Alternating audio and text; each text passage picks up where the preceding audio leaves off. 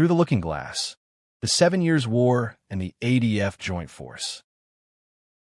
The 21st century will present numerous challenges to the Australian Defence Force, ADF Joint Force, the Joint Force.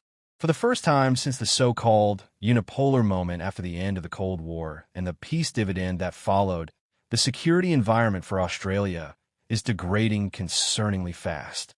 The global order established at Bretton Woods has not proven eternal. The realities of state-on-state conflict, major power rivalries, and coercion are once again a reality that must be faced. Military planners know that the next decade will not be the same as the last, and that Australia is not entering an era of uncertainty. We are already there. This essay will assess some of the key challenges that the Joint Force will likely encounter in that most difficult of operational tasks, open war, and will seek to do so by contrasting them with the British experience in executing joint operations during the 7 Years' War 1756-1763. The 7 Years' War was not a conflict at the latter end of the Age of Sail when Britannia ruled the waves. It was fought during a period when Britain was facing a vastly superior French land force with well-defended global possessions, and at sea an opponent of equal strength and determination. The 7 Years' War was the world's first truly global conflict. The war with France raged from Europe to West Africa to India to the Caribbean and on to North America.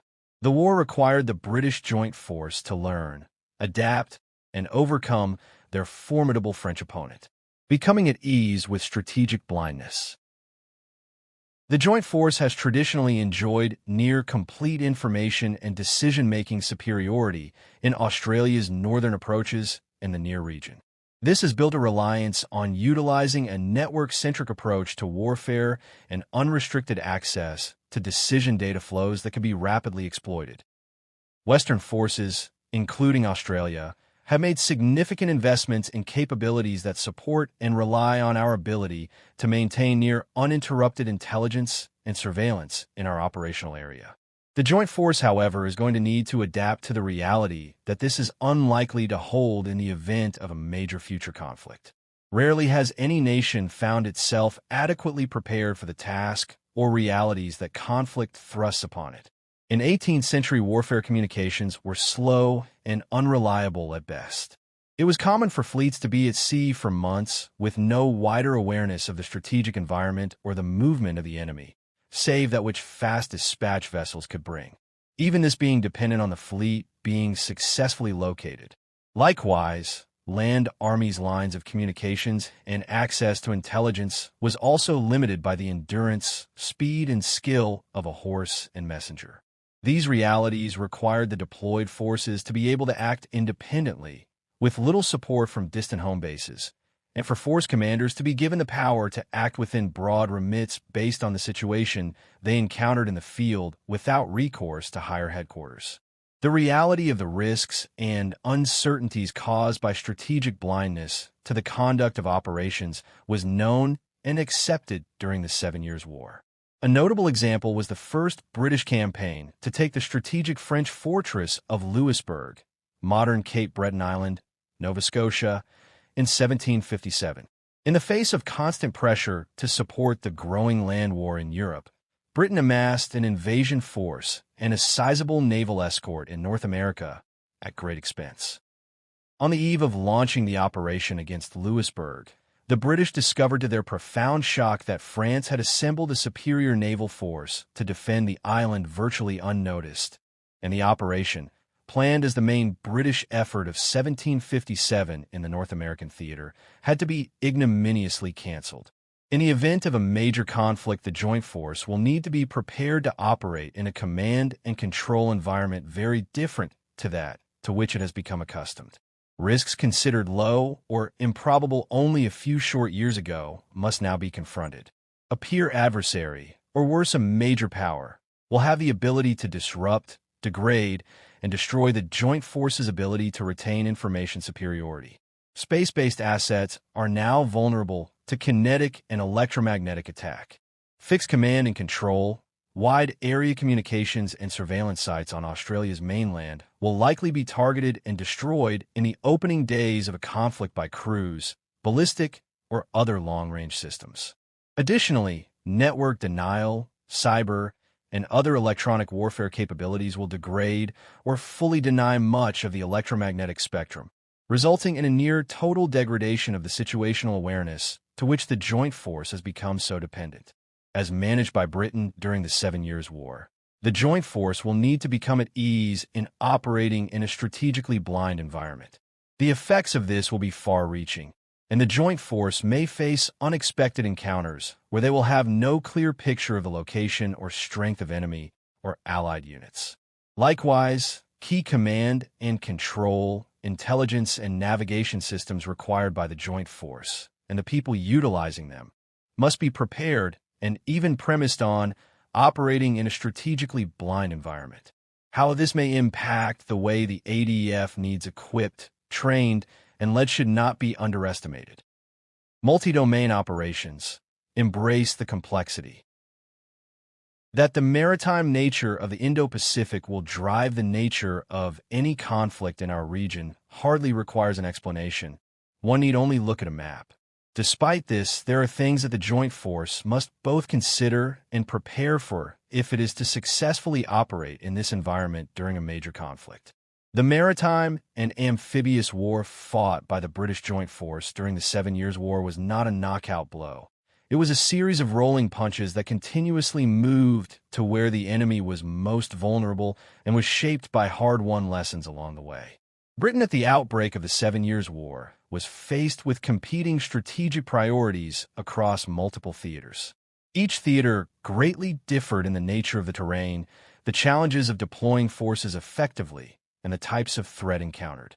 British grand strategy in Europe was based on a central premise, that the agile employment of amphibious forces could threaten and disperse stronger continental land forces and simultaneously draw out the enemy's naval elements, so they could be destroyed. The first British attempt came at Rochefort in 1757, where the British planned to land a strong raiding force to attack the port. The operation's objectives were to assist the hard-pressed British and Prussian armies in Germany by drawing away French forces to protect their coasts and support the Royal Navy in achieving sea control by destroying French naval infrastructure and assets beyond the reach of its ships' cannons. Simultaneously, British resources continued to be stretched in a truly global way, with irregular warfare along the frontier in North America and commerce protection and raiding operations in both the Indian and West Indies theaters throughout 1756 to 1758. British attempts to take the initiative on land in North America were hampered by poor intelligence and the harsh realities of the terrain and distance on logistics. Ultimately, it was use of sea power to provide essential strategic and tactical mobility combined with British perseverance through carefully choreographed global operations that finally began to turn the tide. In 1758, Louisbourg was finally seized in an amphibious assault. This success was made possible by multiple operations carried out in the European theater to block French naval reinforcements to the Americas. This was followed by the bold and hard-fought seizure of Quebec in 1759. Lodged deep in hostile territory, the British Joint Force was entirely dependent on fleet-borne supplies and resupply to maintain its operations at Quebec. Additionally, naval power and mobility was used at Quebec to directly support ground operations with fire support for deception operations and to rapidly redeploy limited ground forces to meet emerging threats. While the British Joint Force mastered maritime joint maneuver during the 7 Years' War, on a strategic scale, Britain was constantly shifting its limited forces from one theater to another to meet the requirements of a global conflict. Quote, English power was everywhere ships could reach. That power included the close coordination of ships and troops and a mercantile base, which provided the wherewithal even for practical aid to allies. And with that power, the home island was protected and her own sea bases were held, while additional bases were seized from the enemy. End quote. In contrast, French strategic objectives and forces were being progressively ground down as they failed to react to the needs and realities of the war. What can we take from the experience of the British Joint Force? Firstly, successful wartime logistics requires the full application of a joint force's resources, both to meet the needs of deployed forces and to overcome hostile forces' attempts to disrupt and degrade supply lines at the source and while in transit. Just like Britain, major combat operations in our region will require a robust logistics system able to support a dispersed amphibious posture operating in a contested environment. Secondly, the joint force will need to be able to deploy, sustain, and fight multiple operations simultaneously, from small special forces operations and raiding elements, to brigade-sized lodgements and the forward deployment of strike elements to obstruct an adversary's planning and deny them uncontested sea and air movement. Thirdly, the joint force must be prepared and have the endurance to take the fight to the enemy wherever they are and to fight to its weaknesses in conjunction with its strengths. This means the ability to fight a long war with little logistical resupply from abroad, the potential for the large-scale commitment of land forces if deemed necessary, and to fight simultaneously in multiple theaters. This will be challenging for the joint force, as many previous comforting assumptions about strategic warning times have proven to be hollow. Now, more than ever before in history, wars are fought with the force available, as complex systems like warships, aircraft, and the trained personnel required to operate them effectively cannot be delivered in usable time frames. Complexity and uncertainty go hand in hand, one feeding from the other, and this is a reality the joint force must be able to embrace. Joint force leadership, a special kind of glue. Ultimately, the conduct of war at the strategic or tactical level is largely shaped by a force's leadership and the skills they bring to the battlefield. It is no different today than it was in 1756, and the fate of nations can turn on the experience and judgments of commanders. General James Wolfe, arguably the greatest joint force commander of his age, is a notable example from the 7 Years' War. A land force commander, Wolfe was meticulous in his study and observations of the difficulties inherent in large-scale joint operations and how land and maritime elements could collectively outmaneuver, unbalance, and ultimately outfight a notionally superior opponent. Wolfe had been present at the British amphibious debacle at Rochefort in 1757 and wrote first-hand critiques of the failures of leadership and tactics he observed. Wolfe applied these lessons at Quebec in 1759 when he faced a veteran and highly skilled opponent in the Marquis de Montcalm. The fighting against numerically superior and well-entrenched French forces was lengthy and tenacious. However, ultimately Wolfe's smaller and more agile joint force succeeded. Wolfe's leadership and acumen in joint operations had proved the decisive factor, and despite his untimely death at the penultimate stage of the campaign, his operational planning has been justly lauded. Quote, to carry an expedition hundreds of miles up a distant river through a hostile country against a fortress capital defended by regular troops was an operation beyond all experience. And added to all this, the operation had to be conducted over an imperfectly commanded ocean, which the enemy's squadrons by luck and judgment were still traversing with impunity. End quote. Operations beyond all experience are something the joint force and its leaders will face in the event of large-scale open conflict. This will present a wicked problem for the ADF to balance the needs for specialization against the broader needs of the development of the joint force leaders of the future. The commanders of the aviation, land, and sea elements of a joint force must not only be masters of their respective craft, but also be fully cognizant in the capabilities and limitations of the other force elements. Additionally, the overall joint force commander serves as the linchpin and must know how to leverage the joint force to maximum effect. It is worth noting that traditional service, skilling, and promotion pathways do not naturally support the development of effective joint leadership. Quote, while military men have espoused the idea of unity of command, they have been less inclined to accept the idea of an officer of one service exercising command over the combat forces of another service. Yet this is what needs to happen if joint command is to be exercised effectively. End quote. A career in striving to excel in the craft of a respective service also creates and indoctrinates differing views on how to best conduct operations. Quote, soldiers, sailors, and airmen each believe they have an accurate view of the world, and thus adhere strongly to the war-fighting doctrines that eventuate from those views. End quote. Short of relying on hope as a strategy, not recommended by this author, the Joint Force is going to need to continue and enhance the path it has already started to better integrating Army, Navy, and Air Force elements while reinforcing specific doctrine, training, and leadership programs to build a cadre of Joint Force talent. This will require dedicated effort and the early identification of factors that act as blocks to building jointness within the ADF.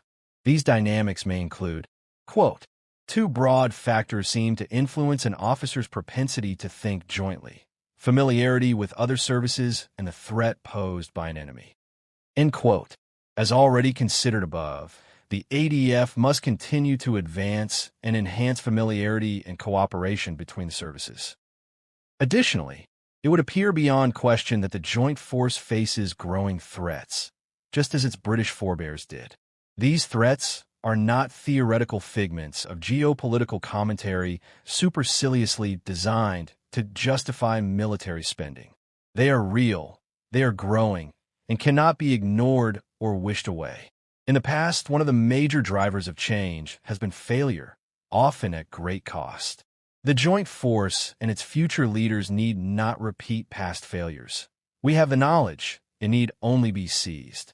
In the final analysis, this essay has sought to demonstrate that the challenges the Joint Force will face in the event of a major conflict in our region are not new. Few things in history ever are.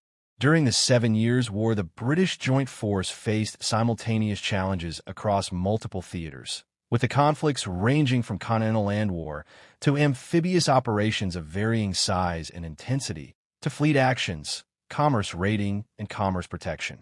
They faced adversity in intelligence and strategic awareness, in logistics, and the projection of forces far from home bases. The British Joint Force leaders had to learn and adapt their craft, as British strategy was shaped by the nature of the operational environment and the actions of the enemy. The future Joint Force must be prepared to meet the challenge of a major conflict. This may not be a war of opportunity, but of necessity. The Joint Force must grow stronger, better integrated, and above all its structures, training, and leadership must have the depth and flexibility to operate and win in a far more complex and difficult environment. Conventional wisdom and the concept of a force in being may not be up to task. A great deal of ink has been spilt over history and the lessons it can teach. Some lessons, however, are more valuable than others, and the price for ignoring those from the 7 Years' Wars could prove unacceptably high.